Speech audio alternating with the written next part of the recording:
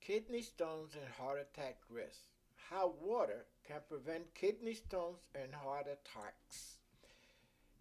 One of our most popular videos is our videos about how water could prevent heart attacks. In this new video, we're going to expand on that and increase the knowledge that we've gained over the few years there since we made the original video.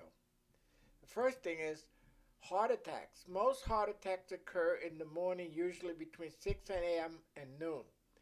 If you have a heart attack during the night when the heart should be most at rest, means that something unusual happened.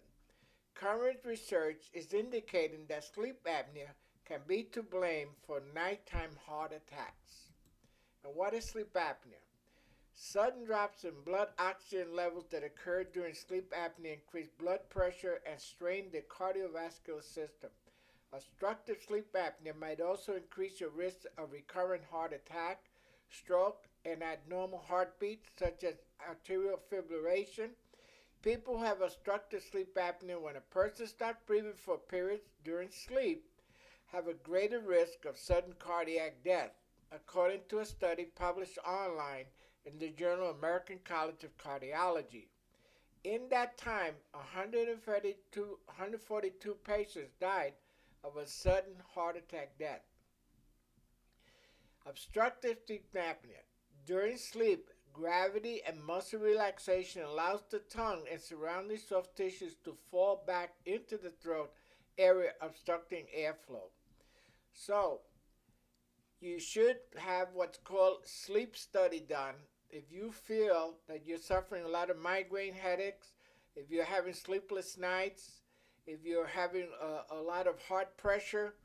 It's a good idea to have a sleep study done to make sure you don't have sleep apnea. Or your roommate or your spouse could check while you're sleeping and see if you're suffering from sleep apnea. Because there's very simple remedy for sleep apnea, and that's called CPAP, a machine to force air into your throat so you don't lose breath during the night. One of the things you can do is drink plenty of water. Drinking extra water dilutes the substance in urine that lead to stones. You should also drink ginger ale, lemon lime sodas, and fruit juices. The citric in these beverages helps block stone formation. Get the calcium you need. Getting too little calcium in your diet can cause oxalate levels to rise and cause kidney stones. Now, I had a situation. I was about to go on a cruise, and I got a terrible kidney stone the day before. They rushed me to the emergency room. Quite honestly, I don't know what the doctor gave me, but they basically got rid of the pain. And I said, well, I already paid for a 14-day cruise. What can I do? And it said, drink lemonade all day long. And it's very important advice. Why it's important to stay hydrated? It's vital for most every function in the body to maintain proper balance of body fluids, to energize your muscles, to lubricate your joints, to keep your kidneys function well, to help control your weight, to help keep your skin looking great. Water from air isn't magic, it's science. Why drinking water is important? Drinking water at certain times maximizes the effectiveness of the body. Drinking water at bedtime would also help prevent nocturnal leg cramps. Your leg muscles are seeking hydration when they cramp, and you wake up with what is called a charley horse. Now here, drinking water at the correct time maximizes the effectiveness on the human body. 2 glasses of water after waking up helps activate internal organs. Now, I've been expounding to you guys to have Metamucil in the morning, 2 tablespoons, add 2 or 3 tablespoons of apple cider vinegar. Maybe mix it with green tea in the morning to get your body going. Have 1 glass of water 30 minutes before a meal, helps digestion, also cuts down on the amount of food you eat. 1 glass of water before taking a bath or shower helps lower blood pressure. Very good advice. 1 glass of water before taking a bath or shower helps lower blood pressure. A glass of water before going to bed avoids stroke or heart attack. Let's read that again. 1 glass of water before going to bed avoids heart attack or stroke. And, a lot of us are worried about we're going to get up during the night. Well, it's well worth it to go get up during the middle of the night than to have a heart attack. What about aspirin? If you take a baby aspirin once a day, also take one at night. The reason aspirin has a 24-hour half-life, since most heart attacks occur in the early mornings, aspirin can still be in your system. Aspirin lasts a long time in your medicine cabinet for years. Keep some aspirin by your bedside. Why? Because heart attacks happen most while you are still in bed. Side effects and complications of taking aspirin include stroke caused by a burst blood vessel. While daily aspirin can help prevent a clot-related stroke, it may also increase your risk of bleeding, stroke, hemophilic stroke, or gastrointestinal bleeding. So, it's important. Questions to ask your doctor about aspirin. What is my risk of having a heart attack or stroke? Would I benefit from taking aspirin? What are the side effects of aspirin? How long should I take aspirin? Will aspirin interfere with my other medicines? Now, let me give you a heads up. I was taking baby aspirin for years.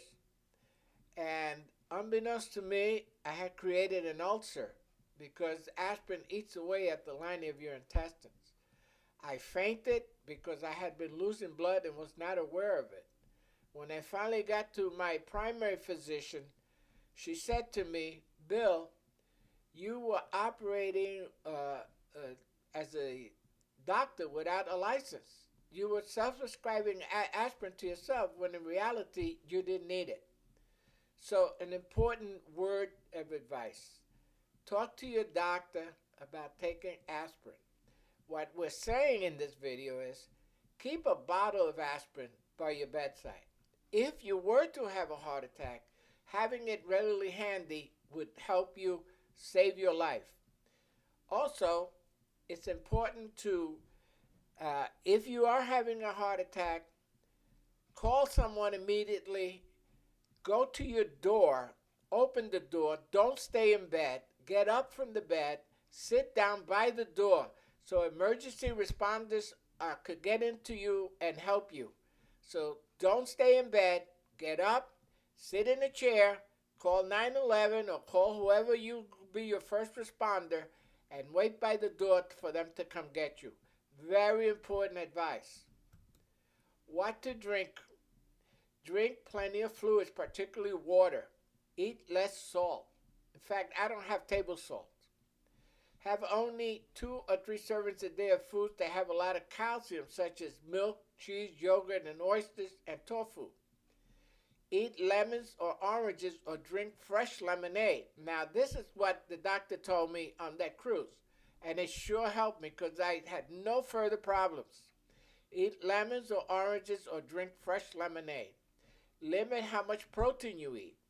Wine, yes, you read that correctly. Wine has been shown to help. 1 cranberry juice. This tart red drink is good both for your urinary tract and kidney health. And again, drink plenty of water. Now, how to tell if you're drinking enough water? The easiest way to know if you're drinking enough fluid is to look at the color of your urine.